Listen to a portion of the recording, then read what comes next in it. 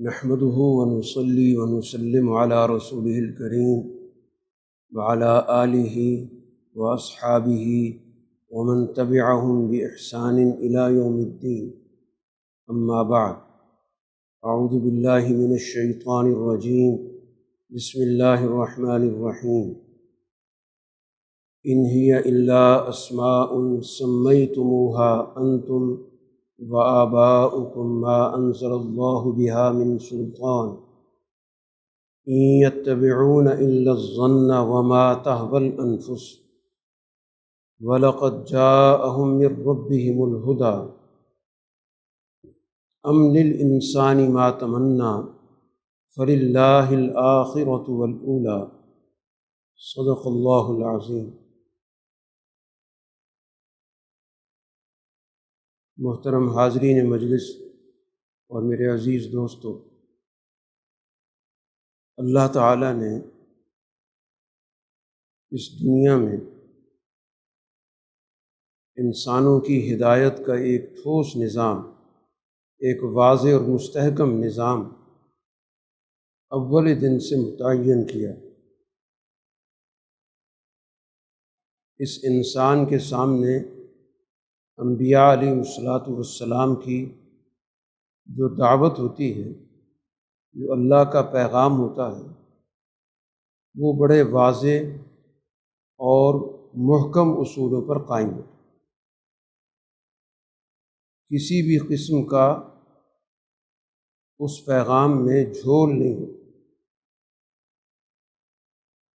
ہر چیز واضح ہوتی ہے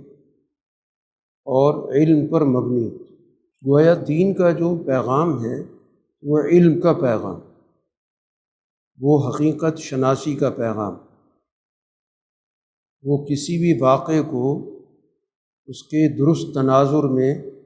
سمجھنے کا پیغام.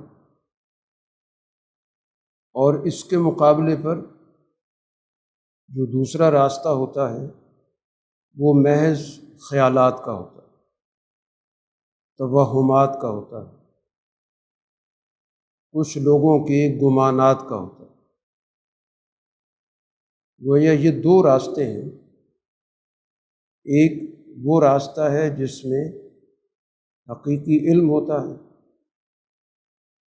جس میں جو بات جیسی ہے ویسے پیش کی جاتی ہے، بیان کی جاتی ہے اور اس کی قبولیت کی دعوت دی جاتی ہے. اور دوسرا راستہ، اس میں محض کچھ گمان ہوتے ہیں، کچھ خیالات ہوتے ہیں یا کچھ وسوسے ہوتے ہیں. اس پر بھی دنیا میں دعوت دینے والے لوگ ہوتے ہیں، لیکن وہ راستہ بنیادی طور پر انسانوں کی ہدایت کا نہیں ہوتا، وہ انسانوں کو صحیح راستے سے بھٹکانے کا ہوتا. چنانچہ ہم اول انسان سے ان دو راستوں کا تذکرہ، ان دو راستوں کا جو باہم تعلق ہے، کشمکش ہے، وہ ہمیں قرآن حکیم بتاتا کہ اللہ تعالیٰ نے آدم علیہ السلام کی تخلیق کی، تو اس تخلیق کے بعد اس انسان کی جو فضیلت ہے، اس انسان کی جو برتری ہے، اس کی اساس اور اس کی بنیاد علم کو بنا، اسے علم عطا کیا. اور وہ علم الاشیاء ہے کہ کائنات میں جو بھی چیز موجود ہے اس کی حقیقت کو سمجھ لو، جس کو قرآن نے کہا علم آدم الاسماء کلہا، کہ اللہ تعالیٰ نے آدم کو تمام اسماء، یعنی دنیا کی جو بھی اشیاء موجود ہیں، ان اشیاء کی حقیقت کیا ہے، ان کی خاصیت کیا ہے اور ان کے نتائج کیا ہیں، ان کی افادیت کیا ہے، یہ علم اللہ نے اس انسان کو عطا کیا، جو حقائق پر مبنی ہے. جس کے پیچھے دلائل ہیں، اور اس کے مقابلے پر اس انسان کو گمراہ کرنے کا جو شیطان نے طریقہ اختیار کی، جو اس نے واردات ڈالی، اس کو قرآن حکیم وسوسے سے تعبیر کرتا کہ شیطان نے ایک وہم پیدا کیا، ایک وسوسہ پیدا کیا، حقیقت کے مقابلے پر اس نے ایک تخیل پیدا کیا، اور حقائق کو چھپانے کے لیے اس نے جھوٹ کا سہارا لیا، اور اس کے نتیجے میں اس نے آدم علیہ السلام کو اور ان کی زوجہ کو گویا ایک تخیل کے اندر، ایک توہم کے اندر گرفتار کرنے کی کوشش، اور اسی کے نتیجے میں آدم علیہ السلام کے بارے میں مستقبل کا فیصلہ ہو گیا، اور یہ بات پھر واضح کر دی گئی کہ انہوں نے ایک واضح راستے، ایک علم کے راستے کو ترک کر کے ایک توہم اور ایک تخیل کے راستے کی طرف جب ان کا میلان ہوا تو اس کا نتیجہ ظاہر ہے کہ ان کے حق میں بہتر ثابت نہیں۔ اور پھر جب اللہ تعالیٰ نے آدم علیہ السلام پر حقائق واضح کیے کہ انہوں نے ایک توہم کے راستے کو اختیار کیا، ایک وسوسے کو اپنا لیا، تو فوراً آدم علیہ السلام نے اللہ کی طرف رجوع کی اور دوبارہ اس علم کے راستے پر، حقیقت کے راستے پر، سچائی کے راستے پر وہ گامزن ہو گئے۔ اور یہی در حقیقت انسان کو دعوت فکر دی گئی کہ اس انسان کو اس دنیا کے اندر اس طرح کے ایک تخیلاتی راستے کا، ایک توہماتی راستے کا سامنا رہے، جس کو بہت خوبصورت بنا کر، مزین بنا کر لوگوں کے سامنے پیش کیا جائے۔ تو آج تک دنیا میں اس حقیقت کے مقابلے پر یا اس حق کے مقابلے پر جتنی بھی نظریات سازی کا عمل ہو رہا ہے، نظریات وجود میں آئے، بنائے گئے، کچھ ماضی کا حصہ بن گئے، کچھ موجود ہیں، کچھ مستقبل میں مزید پیدا ہو جائیں گے، یہ تمام نظریات بنیادی طور پر توہمات جو انسانی عقل کو معوف کرتے ہیں، اور ایک سراب کو جس کی کوئی حقیقت نہیں ہوتی، لیکن انسان کے سامنے اس کو حقیقت بنا کے پیش کرتے۔ اس لیے اللہ تعالیٰ نے اس دنیا میں اس انسان کو اس علم کے راستے پر، اس حقیقت کے راستے پر رکھنے کے لیے مسلسل ہدایت کا ایک پیغام دنیا میں بھیجا، اس کو قرآن کہتا ہے الہدیٰ، ہدایت، کہ حقیقت کو حقیقت کے طور پہ سمجھنے کی تمہارے اندر صلاحیت پیدا، جو بھی چیز ہے اس کی حقیقت کو سمجھو، صحیح بات ہے اس کی حقیقت کو سمجھو، کہیں ایسا نہ ہو کہ ایک صحیح بات تمہارے تخیل اور توہم کی وجہ سے تمہاری نظروں میں بے وقت ہو جائے، اور ایسا بھی نہ ہو کہ بے بنیاد بات کو تم اپنے لیے بنیاد مان لو، جس کو قرآن حکیم تعبیر کرتا ہے کہ محض انسانوں کا ایک بنایا ہوا ایک ڈھکوسلا ہوتا ہے، ایک تصور ہوتا ہے، ایک تأثر ہوتا ہے جس کی بنیاد کچھ نہیں ہوتی، اور اسی اساس پر توحید جیسی حقیقت کے مقابلے پر شرک کا راستہ دنیا کے اندر آیا۔ توحید کیا چیز تھی کہ اس پوری کائنات کا ایک بنیادی مرکز، جس مرکز نے اس پوری کائنات کو تخلیق کیا، پوری کائنات اور اس کی تفصیلات تمام کی تمام اس بنیادی مرکز سے جڑی ہوئی، اس لیے اس کی طرف ہر ایک کا رجوع کرنا ضروری ہے، ہر ایک کا اس سے تعلق رکھنا ضروری ہے، اس کو ہر پہلو کے اعتبار سے وحدہ لا شریک ماننا ضروری ہے۔ تو کل کائنات کی مرکزیت کو ایک ذات میں ماننا، اسی کو توحید کہتے ہیں۔ اس پوری کائنات میں جو کثرت ہے، جو پھیلی ہوئی ہے، اس کائنات کے اندر پتہ نہیں کتنے آگے تہ در تہ تفصیلات ہیں۔ کچھ تفصیلات ہمارے علم میں ہیں، کئی تفصیلات ابھی تک ہمارے علم میں نہیں ہیں۔ تو یہ جتنی بھی پھیلی ہوئی کائنات ہے، یہ ایک مرکز سے جڑی ہوئی، ایک مرکز نے اس کو تخلیق کی، اس کو وجود بخشا، اور اس کو اس دنیا کے اندر آگے بڑھنے کا ایک نظام دیا۔ اس پر وہ مخلوق چلتی ہے، آگے بڑھتی ہے، پھر اسی میں تنوع پیدا ہوتا ہے۔ یہ ایک حقیقت ہے، اور اس لیے پوری کائنات کے نظام کے اندر آپ کو نظم و ضبط نظر آتا ہے، کوئی انتشار نظر نہیں آتا، کیونکہ مرکز کائنات ایک ہے، جہاں سے اس کی تخلیق ہوئی، جہاں سے اس کا نظم و ضبط قائم ہوتا ہے، جہاں سے اس کی تدبیر ہوتی ہے۔ مدبر ذات بھی وہی ہے، خالق ذات بھی وہی ہے، ساری کائنات کا نظم و انصرام اس ذات کے پاس ہے۔ تو جس کی وجہ سے کائناتی نظام کے اندر آپ کو ایک توازن نظر آتا ہے۔ صدیوں سے کائنات کا ایک سسٹم بنا ہو، موسموں کا ایک نظام بنا ہو،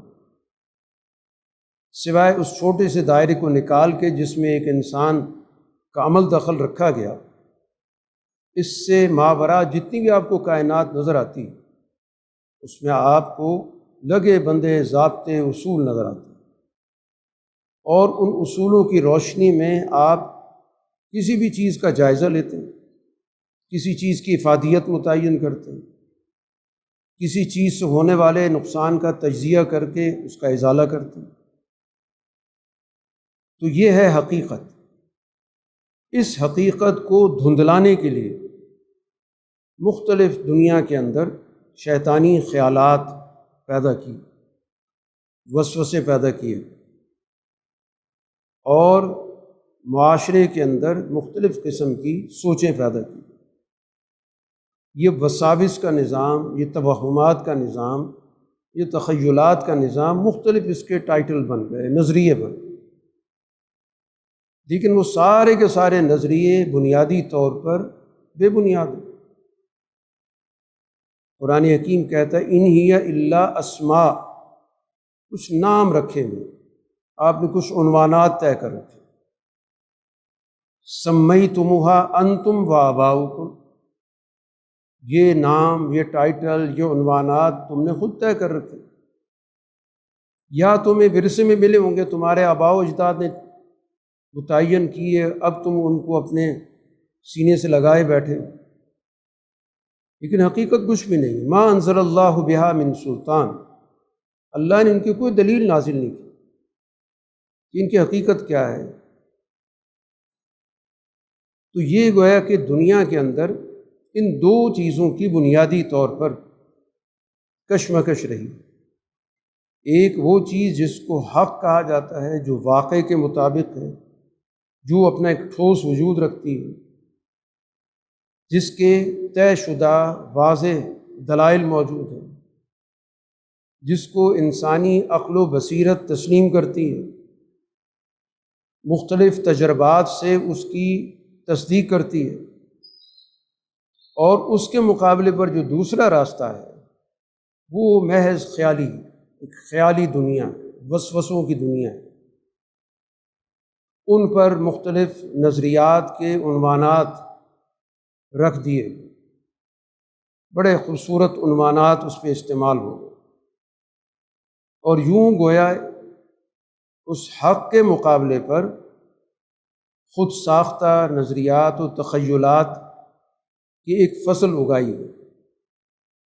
یہ پوری تاریخ، جتنی معلوم تاریخ ہمارے پاس ہے، اس کے اندر ہمیں یہی چیز نظر آتی ہے کہ انبیاء علیہ الصلاۃ والسلام اس حقیقت کو اجاگر کرنے آتے ہیں، جس پہ پردہ ڈال دیا گیا ہوتا ہے، جس میں اشتباہ پیدا کر دیا جاتا ہے، جس کو قرآن کہتا ہے الہدا، ایک ایسی چیز جو واقعتاً اپنی بنیاد رکھتی ہے، جو جیسی ہے ویسے ہمیں بتائی گئی، اور اس کے مقابلے پر کچھ خیالات ہیں، ہوا، قرآن لفظ استعمال کرتا ہے الہوا، ایک تخیل، ایک ذہن کے اندر خیال پیدا ہو، ایک دل میں کوئی بات آ گئی، کوئی اس کی دلیل نہیں، اس کی پیچھے کوئی تاریخ نہیں، بس مجھے اس سے ایک لگاؤ پیدا ہو، کیونکہ اس سے میرے کچھ نہ کچھ ذاتی مفادات پورے ہوتے ہیں۔ شیطان نے میرے دل کے اندر اس برائی کے ساتھ سمجھوتا پیدا کر دیا، اسی کو گویا قرآن تمنا سے بھی تعبیر کرتا ہے، ایک تمنائیں، ایک آرزوئیں، ایک خواہشات، یہ گویا کہ ایک پورا سلسلہ ہے جو دنیا میں حقائق کے مقابلے پر استوار ہو۔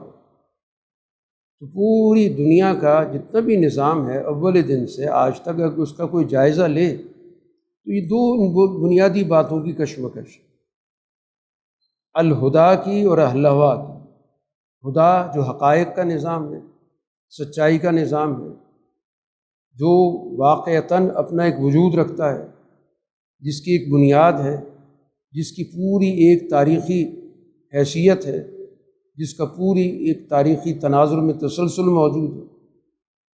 جو اول دن سے واضح ہے، جس میں کسی قسم کا کوئی رد و بدل نہیں ہوا، اول انسان سے لے کر آج تک وہ حقائق اسی طرح بیان ہو رہے ہیں،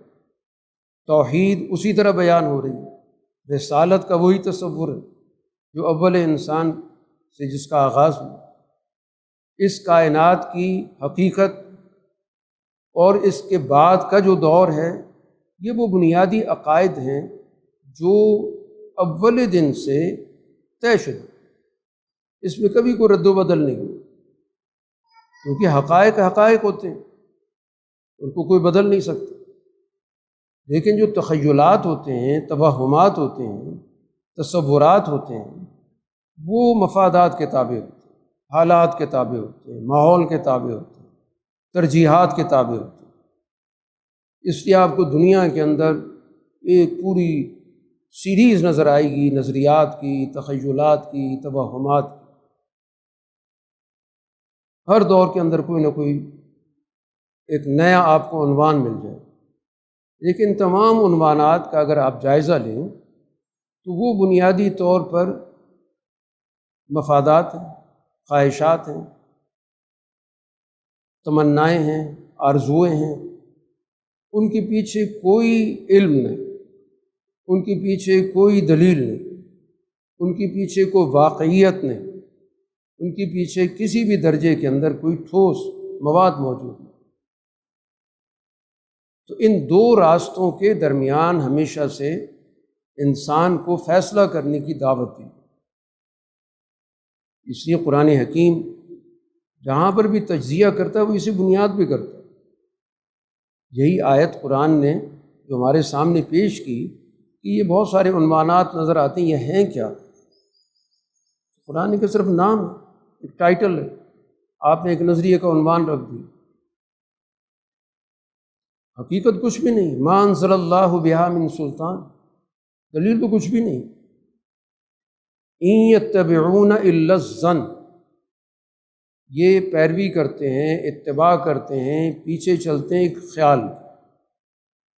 وہ خیال جس کے پیچھے کچھ بھی نہیں، کوئی حقیقت موجود نہیں، کوئی دلیل موجود نہیں، جس کے پیچھے کوئی تاریخ موجود نہیں۔ آپ پیچھے چلے جائیں، کوئی اور تخیل ہوگا، کوئی اور عنوان ہوگا، کوئی اور نظریہ ہوگا، کوئی اور شخصیت ہوگی۔ وما تہوی الانفس، اور اس چیز کی پیروی کرتے ہیں جو انسان کے اندر ایک خیال پیدا ہو، ایک خیالات کی دنیا ہے۔ کبھی انسان ایک طرف جھک جاتا ہے، کبھی دوسری طرف جھک جاتا ہے، ایک دن کوئی ترجیحات، دوسری دن کچھ اور ترجیحات، ایک دن کچھ اور ترغیبات، دوسری دن کچھ اور ترغیبات۔ اس میں بھی گویا کہ انسان ایک جگہ پہ نہیں کھڑا۔ اسی کو قرآن نے کہا یہ ہوا ہے، ایک انسان کے اندر ایک خواہش ہے، وہ انگڑائی لیتی رہتی ہے، اور اس کے اندر بھی کوئی استحکام نہیں، خواہشات بھی بدلتی رہتی، ترجیحات بدلتی رہتی، جبکہ قرآن کہتا ہے وَلَقَدْ جَاءَهُم مِّن رَّبِّهِمُ الْهُدَىٰ، ان کے پاس تو ان کے رب کی طرف سے ہدایت آئی، سچائی آئی، حقیقت آئی، ایک ایسی ٹھوس بات ہے کہ جس کی پیچھے پوری کی پوری کائنات کی حقیقت موجود، اس کو آپ پوری کائنات کے نظام کے ساتھ اس کے تناظر میں سمجھنے کی کوشش کریں، آپ کو سمجھ میں آ جائے گی، اس کے پیچھے حقائق ہیں۔ اول پیغمبر سے لے کر آخری پیغمبر تک وہ حقیقت اسی درجے پر ہی موجود ہے، حالانکہ حالات بدلتے ہیں، واقعات بدلتے ہیں، زمانے بدلتے ہیں، موسم بدلتے ہیں، لیکن وہ بنیادی حقائق وہی رہتے ہیں۔ وہی بنیادی حقیقت آدم علیہ السلام کی زبان سے، نوح علیہ السلام کی زبان سے، یہاں تک کہ رسول اللہ صلی اللہ علیہ وسلم کی زبان تک وہ چیز بدلتی نہیں۔ اس کا مطلب یہ کہ اس کا ایک ٹھوس وجود، وہ ایک حقیقت ہے جس پر کسی قسم کا کوئی موسم، کسی قسم کا زمانہ اثر انداز نہیں ہوتا۔ تو یہی دین کی حقیقت ہے۔ توہمات کے پیچھے تو کچھ ظاہر ہے کہ مفادات ہوتے ہیں، کچھ لوگوں کے خیالات ہوتے ہیں، کچھ لوگوں کے مقاصد ہوتے ہیں جس کی وہ ترویج کرتے ہیں، اور جتنا جاہلی معاشرہ ہوتا ہے وہ اتنی ہی توہمات میں گرفتار ہوتا ہے، اتنی تخیلات کی اس کی زندگی ہوتی ہے، اس لیے مختلف خوفوں کا شکار ہوتا ہے، کیونکہ اس کے ذہن کے اندر حقیقت موجود نہیں۔ اگر حقائق واضح ہو جائیں تو ایک انسان کے دل کے اندر جو تعلق ہے، محبت ہے، یا اسی طرح انسان کے دل میں کسی کا لحاظ ہے، کسی کا ڈر ہے، وہ صرف ایک ذات کا ہوتا ہے۔ اس لیے قرآن نے واضح کر دیا کہ خوف ہوگا تو صرف اللہ کی ذات کا، محبت ہوگی تو صرف اللہ کی ذات کی، اور اللہ کی محبت کی خاطر کسی اور سے محبت ہوگی، ایک مرکز متعین، اور جو اس مرکز سے کٹ گیا، حقیقت سے کٹ گیا، اب وہ بہت سارے خوفوں کا شکار ہو۔ اسی کو توہمات کی زندگی کہتے ہیں۔ معاشرے کے اندر ہر چیز سے اس کو خوف محسوس ہو، جو ذہن کے اندر کوئی خیال آ گیا اس سے خوف محسوس ہو، اور توہمات کی پوری گویا کہ ایک لاجک بنا دی جاتی ہے، اس کا پورا ایک تخیل بنا دیا جاتا ہے، اور یہ پھر باقاعدہ کاروبار بن جاتا ہے۔ توہمات کا کاروبار آپ کی سوسائٹی کے اندر چلتا ہے، اس کے ذریعے لوگوں کا استحصال کیا جاتا ہے، لوگوں کے اندر جو خیالات ہیں ان کا خوف پیدا کر کے پھر اس خوف کے علاج کے نام پر لوگوں کا استحصال کیا جاتا ہے۔ آج آپ اپنے معاشرے کا جائزہ لے لیں کہ سوسائٹی پر کتنے توہمات سوار کیے ہیں،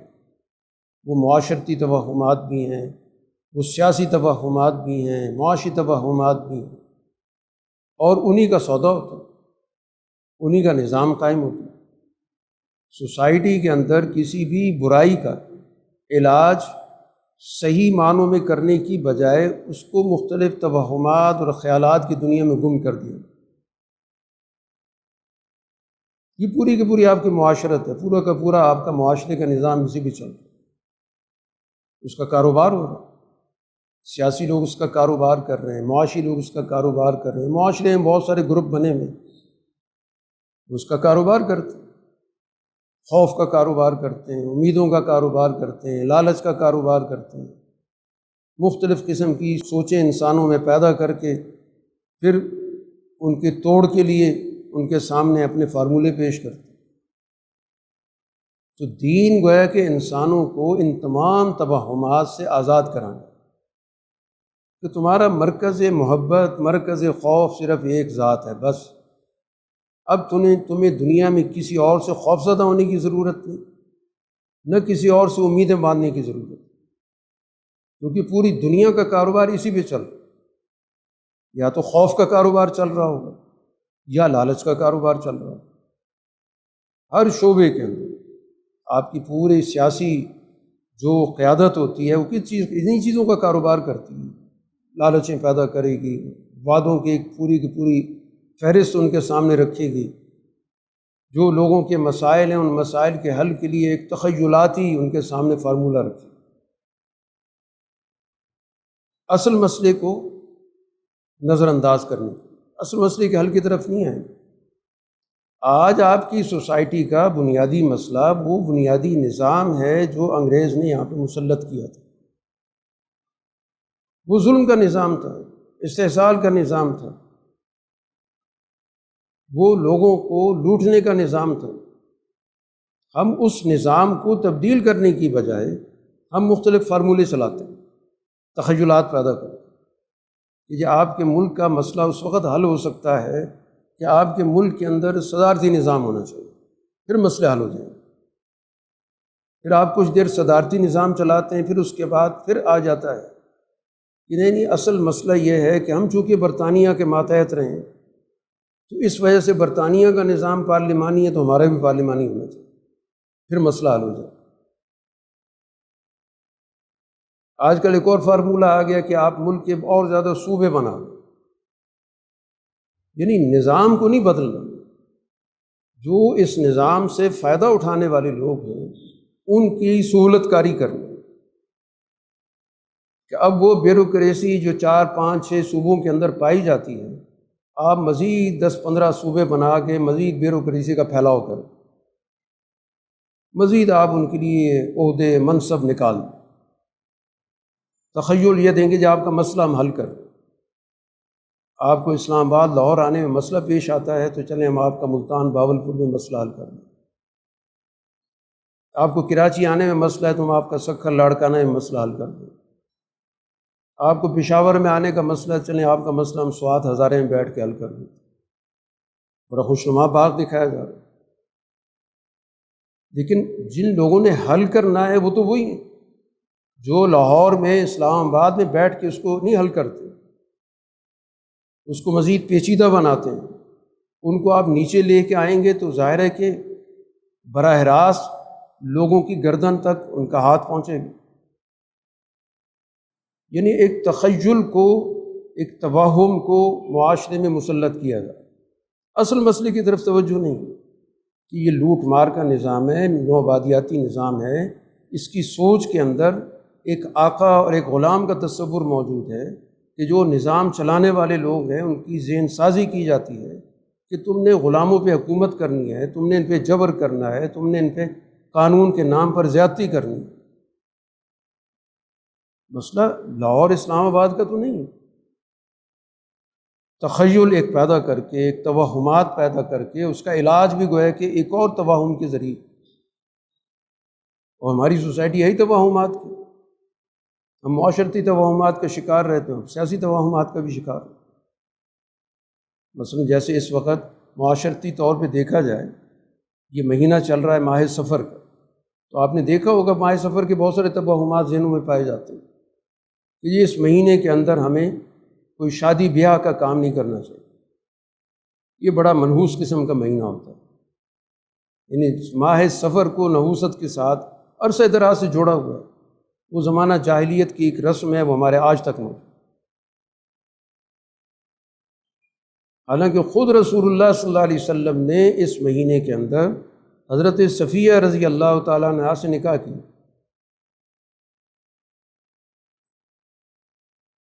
اور کچھ روایات کے مطابق خود رسول اللہ صلی اللہ علیہ وسلم نے اپنی بیٹی حضرت فاطمہ کا اس مہینے میں نکاح کیا۔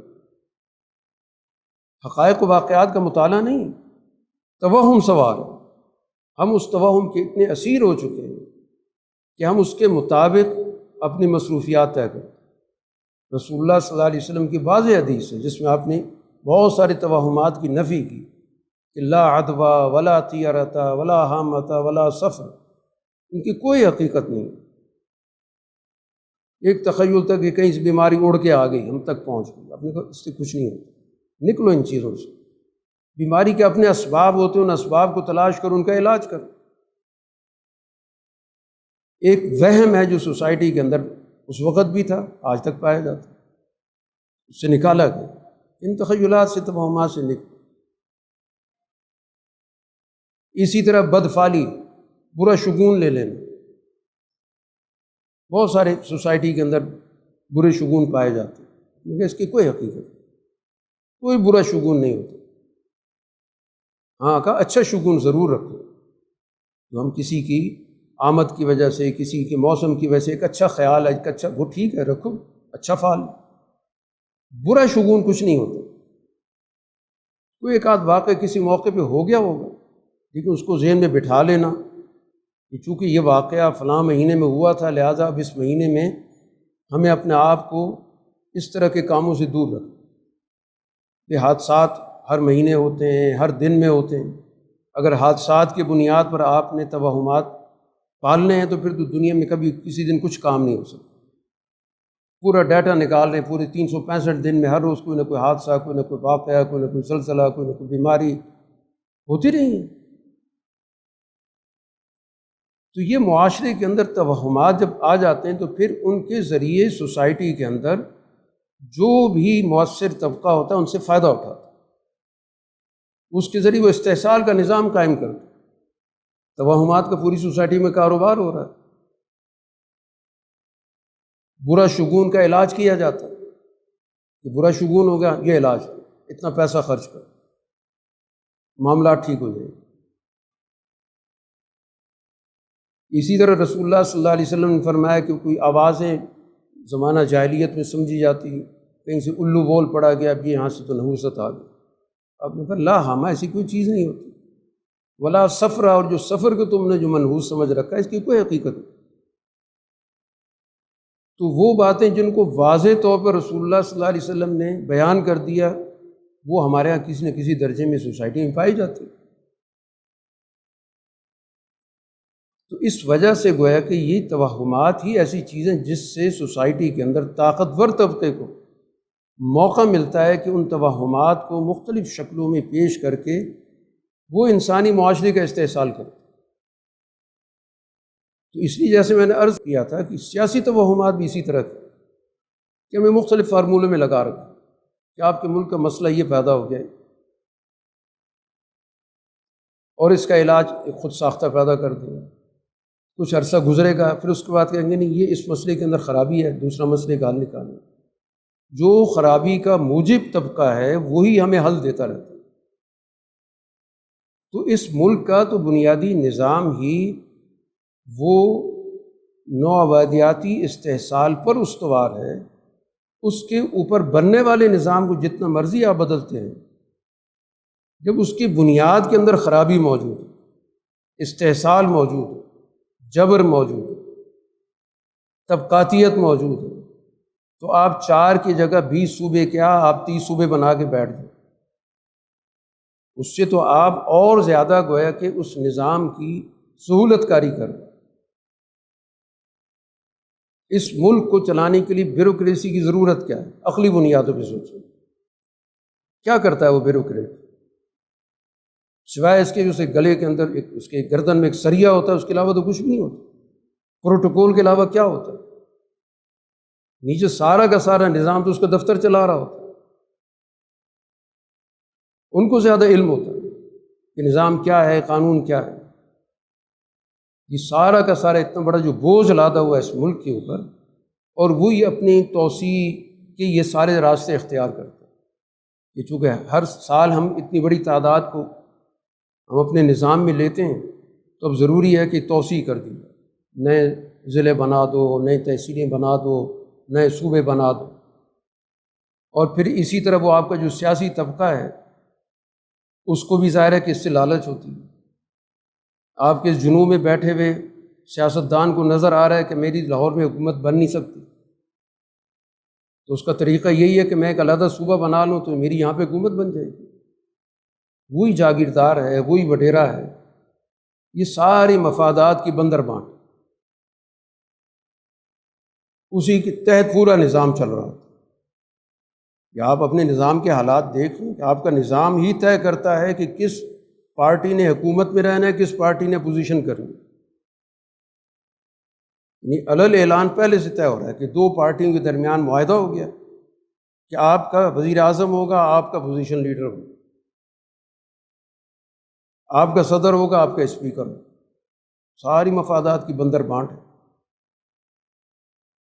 تو سوسائٹی کا جو نظام ہے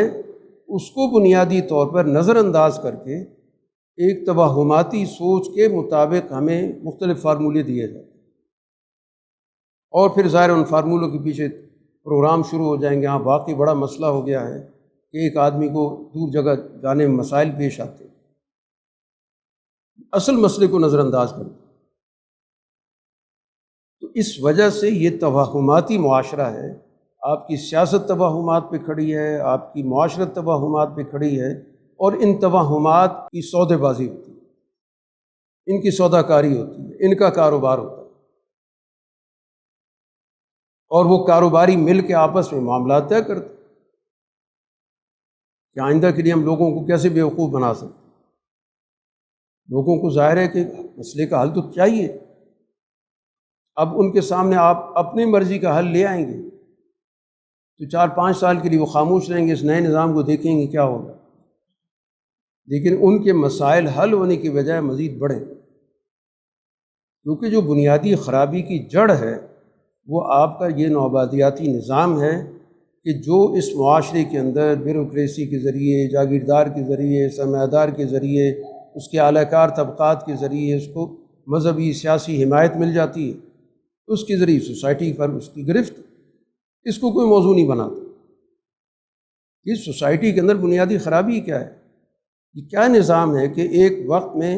ایک آپ کسان کو اس کی جو بنیادی محنت ہے اس کی اجرت دینے کے لیے تیار نہیں، اونے پونے داموں پر ساری کی ساری اس کی گندم چلی جاتی ہے، اور پھر اس کے بعد آپ کہتے ہیں ہم نے باہر سے منگوانا، وہ یہی چند افراد کے ہاتھوں میں ہوتی ہے، وہ کاغذوں کے اندر آتی بھی ہے جاتی بھی ہے، مفادات پورے ہو جاتے ہیں۔ یہ دھوکہ دہی کا نظام، اس کو چھپانے کے لیے ادھر ادھر کی تجویزیں ہماری سوسائٹی میں چلتی رہتی ہیں، کبھی کہیں مارشل لا نافذ کر دو، کبھی کہ صدارتی نظام لے کے آ جاؤ، کہیں صوبے بنا دو، ساری پارٹیوں کو اکٹھا کر کے کوئی قومی حکومت بنا دو۔ یہ سارے کے سارے فارمولے بنیادی طور پر اس سسٹم کے تحفظ کے لیے ہوتے ہیں۔ تو اب 80 سال کا جو سفر ہے وہ گویا کہ اس کو سمجھنے کی ضرورت ہے۔ یہ وہی سفر ہے جو وادی تی کا سفر ہے، جیسے بنی اسرائیل جو ہے وہ ایک وادی میں پورے گھومتے رہتے تھے، صبح جہاں سے سفر شروع ہوتا تھا شام وہیں کھڑے ہوتے تھے، تو ہم 80 سال کا سفر کرنے کے بعد وہیں پر کھڑے ہیں، بلکہ اس سے بھی پیچھے چلے۔ اس سفر کو سمجھنے کی ضرورت ہے کہ کس نے ہمیں اس پورے عرصے کے اندر دھوکہ دیا اور آج تک وہ دھوکہ دے رہا ہے۔ سیاست کے اندر آپ کو دھوکہ دے رہا ہے، معیشت کے اندر آپ کو دھوکہ دے رہا ہے، مذہب کے اندر دھوکہ دے رہا ہے، ہر شعبے کے اندر بہروپیہ موجود ہے۔ ان بہروپیوں کو سمجھنے کی ضرورت ہے۔ فارمولوں سے کچھ نہیں ہوگا جب تک کہ یہ بہروپیوں کے اصل کردار سامنے نہیں آئے اور بنیادی جڑ کو نہیں سمجھیں گے کہ اصل حقیقت کیا ہے اس پورے سسٹم کی، تخیلاتی بنیادوں پر، توہماتی بنیادوں پر نہیں۔ یہ جمہوریت چل رہی ہے، یہ الیکشن ہو رہا ہے، یہ انتخاب ہو رہا ہے، یہ اقتدار کی تقسیم ہو رہی ہے، اوپر سے اختیارات نیچے آ رہے ہیں، یہ 18ویں ترمیم ہو رہی ہے، 18ویں ترمیم واپس جا رہی ہے، اب 26ویں ترمیم ہو رہی ہے۔ یہ ایک گورکھ دھندا ہے۔ ہر ترمیم کے ساتھ جو ہمیں ایک سبز باغ دکھایا جاتا ہے، جس ترمیم کو پیدا کرنا ہو پوری کی پیچھے اس کی ایک داستان آ جائے گی، اس کو ختم کرنا ہے دوسری داستان آ جائے گی۔ یہ کھلواڑ مچا ہوا ہے پاکستان کے اندر، آئینی بنیادوں پر، قانونی بنیادوں پر، انتظامی بنیادوں پر، مذہبی بنیادوں پر۔ یہ سارا کا سارا الہوا،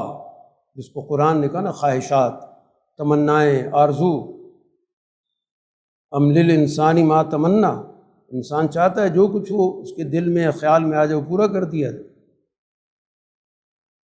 اس کے مقابلے پر دین جو ہمیں نظام دیتا ہے بڑا ٹھوس نظام دیتا ہے، حقائق کا نظام دیتا ہے، حقیقت کو سمجھنے کا نظام دیتا ہے، واقعے کو صحیح تناظر میں سمجھو، اس کا جائزہ لو، اس کا تجزیہ کرو، تو پھر جا کر تمہیں حقائق سمجھ میں آئیں گی۔ یہ شیطانی نظام مختلف شکلیں بدلتا ہے۔ ایک چیز جس کو ایک زمانے میں وہ زہر کے طور پر پیش کرتا ہے، کچھ وقت گزرتا ہے تو اسی کو پھر وہ تریاق کے طور پر لے آتا ہے۔ یہ پوری تاریخ ہے ان کی۔ ایک زمانہ تھا کہ جی 1 یونٹ ہونا چاہیے، خرابیاں یہ چھوٹے چھوٹے یونٹ کے اندر بڑی خرابیاں ہوتی ہیں، ہم نے وحدت پیدا کرنی ہے، لوگوں میں جوڑ پیدا کرنا ہے، لوگوں کے اندر سے تعصبات ختم کرنے، زبانوں کے جھگڑے ہم نے مٹانے، 1 یونٹ بنا دو۔ اس کے فضائل بیان ہونے شروع ہوئے، اس سے مفادات پورے کیے گئے۔ پھر اس کے بعد ایک اور تقریر شروع ہوگی، نہیں اختیارات تقسیم ہونے چاہیے، صوبے بننے چاہیے، اپنی مرضی کے صوبے بنا دیے، کوئی لاجک نہیں اس کے اندر،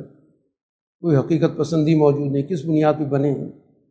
اپنے مفادات کی بنیاد۔ اب ایک اور کہانی شروع ہو گئی کہ ان صوبوں کو مزید مختصر کرنا چاہیے۔ مقصد کیا ہے؟ زیادہ گورنر پیدا ہو جائیں گے، وزیر اعلیٰ پیدا ہو جائیں گے، اتنے سارے وزیر آ جائیں گے، اتنے سارے بیوروکریٹ پیدا ہو جائیں گے، ان کے مفادات کا دھندا پورا ہو جائے گا۔ غریب آدمی تو وہیں کا وہیں رہے گا، اس پہ تو شکنجہ زیادہ آپ سخت کریں گے۔ تو یہ دھوکہ دہی کی وارداتیں ہیں، ان کو سمجھنے کی ضرورت ہے کہ اصل مسائل سے توجہ ہٹانے کے لیے یہ سارے کے سارے ہمارے سامنے گورکھ دھندے رکھے جاتے ہیں۔ اصل چیز یہ ہے کہ سوسائٹی کے وسائل میں عام آدمی کی شرکت کا آپ نظام دیں۔ آج زراعت کو پیدا کرنے والا جو کسان ہے وہ اپنی زراعت کے نتائج سے کیوں محروم ہے؟ اس کا حل تلاش کریں، اس کو فیصلے کا اختیار دیں، اس کے فیصلے سے نظام بنائیں۔ جو سوسائٹی کا عام طبقہ ہے اس کا نظام چلانے میں کیا کردار، سوائے اس کے کہ وہ لائن میں لگ کے جو ہے وہ 2-3 چوروں میں سے کسی ایک کا انتخاب کر لیتا ہے، اور اس کو ہم کہتے ہیں یہ جمہوریت ہو گئی۔ اور جس کا پہلے سے آپ کو پتہ ہوتا ہے کہ یہ صوبہ کس کے پاس جا رہا ہے، وہ کس کے پاس جا رہا ہے، سب کو پتہ تھا کہ جی بی کس کے پاس جائے گا، کشمیر کس کے پاس جائے گا۔ تو یہ نظام ہے جو دھوکہ دہی کا چل رہا ہے، یہ وہی ہے جس کو سمجھنے کی ضرورت ہے۔ یہ کچھ لوگوں کی تمناؤں کا، آرزوؤں کا یہ نظام ہے جو لوگوں پر مسلط کر دیا۔ صرف الفاظ ہیں، الفاظ کا گورکھ دھندا ہے۔ ان ہی الا اسماء سمیتموها انتم وآباؤکم ما انزل اللہ بہا من سلطان، یہ کچھ نام ہیں جو تم نے رکھ رکھے، جمہوریت، اختیارات، تقسیم، یہ سارے نام ہیں جو تم نے یا تمہارے آباء و اجداد نے رکھے، جو تمہیں امریکہ اور یورپ کے تمہارے جو باپ دادا انہیں تمہیں متعین کر کے دے دی۔ کوئی دلیل نہیں ہے۔ سسٹم وہ ہوتا ہے جو وہاں کی ضرورت کے مطابق بنتا ہے، وہاں کے حالات کے مطابق بنتا ہے، لوگوں کی ضروریات کے مطابق بنتا ہے، اس کے مطابق گویا کہ سوسائٹی کے اندر عدل کا نظام قائم ہوتا ہے، وسائل کی تقسیم میں سب کی شراکت ہوتی ہے، اختیارات میں سب لوگوں کی شراکت ہوتی ہے، وہ نظام ہوتا ہے۔ یہ چند خاندانوں کی بندر بانٹ وہ آپس میں بیٹھ کے کبھی صبح صبح کھیل لیتے ہیں، کبھی کبھی ضلع ضلع کھیل لیتے ہیں، اور ایک دوسرے کے خلاف تقریریں کر کے لوگوں کو بیوقوف بناتے رہتے ہیں، آپس میں شیر و شکر ہوتے ہیں۔ تو اس سارے گورکھ دھندے کو آج سمجھنے کی ضرورت ہے، حقائق کی بنیاد پر، ہدایت کی بنیاد پر، سچائی کی بنیاد پر۔ اور اس قسم کی دھوکہ دہی کی وارداتیں جو 80 سال سے ہو رہی ہیں، ان کو جاننے کی ضرورت ہے کہ کس کس طرح بیوقوف بنایا جاتا ہے۔ جب جمہوریت آ جاتی ہے تو اس کے خلاف تقریر شروع ہو جاتی ہے، جب وہ ماشاء اللہ آ جاتا ہے تو جمہوریت کے حق میں تقریریں شروع ہو جائیں گی۔ اور جمہوریت کیا ہوتی ہے عام آدمی کو جس کا پتہ ہی کچھ نہیں، بھیڑ بکریوں کی طرح لوگوں کو جمع کیا جاتا ہے اور اس کے مطابق فیصلے کر لیے جاتے ہیں۔ اب تو معاملات کچھ اور ہوتے ہیں، بھیڑ کسی کے ساتھ ہوتی ہے، نتیجہ کسی کے حق میں ہوتا ہے، اور بڑی ڈٹائی کے ساتھ حکومت کی جا رہی ہوتی ہے۔ تو یہ سارا کا سارا نظام ہے جس کو سمجھنے کی ضرورت ہے اور سمجھانے کی ضرورت ہے۔ جب تک یہ نظام مسلط رہے گا تو جتنی بھی ادھر ادھر کی تجویزیں ہیں وہ اس سسٹم کو تو مضبوط کر سکتے ہیں، یہ لوگوں کے مسائل حل نہیں کر سکتے۔ اس وجہ سے خواہشات کے، وسوسوں کے اور تمناؤں کے اور آرزوؤں کے اور وعدوں کے اور ان دھوکوں کے نظام سے نکل کر حقیقت پسندی کی طرف آنے کی ضرورت ہے۔ دین حقیقت پسندی کی تعلیم دیتا ہے، حقائق واضح کرتا ہے، انسانی سوچوں کو دلائل کے بنیاد پہ استوار کرتا ہے، دلیل کے بنیاد پر بات ماننے یا مسترد کرنے کی دعوت دیتا ہے۔ یہ دین کی دعوت ہے۔ اسی بنیاد پر اس نے ہر دور کے باطل نظریات کی تردید کی۔ تو اس باطل نظام کے مقابلے پر ہمیں حقیقت پسند سوچ کی طرف، حق پسند سوچ کی طرف، اس فکر کی طرف دعوت دینے کی، اس کی طرف آنے کی، اس کے مطابق اپنی حکمت عملی بنانے کی ترغیب دینی ہے، دعوت دینی ہے۔ تو جب تک سوسائٹی کے اندر علم نہیں پیدا ہوگا، شعور نہیں پیدا ہوگا، حقائق کا فہم نہیں پیدا ہوگا، تو اس طرح کے بازیگر سوسائٹی کے اندر دھوکہ دہی کی وارداتیں کرتے رہیں۔ تو ان دھوکہ دہی کی وارداتوں کو سمجھنا بہت ضروری ہے۔ یہ جتنا معاشرے کا شعور بڑھتا جائے گا، اس کی سمجھ ترقی کرتی جائے گی، تو یقیناً پھر سوسائٹی کے اندر حقیقت کی جو دعوت ہے، حقیقت پسندی کی دعوت ہے،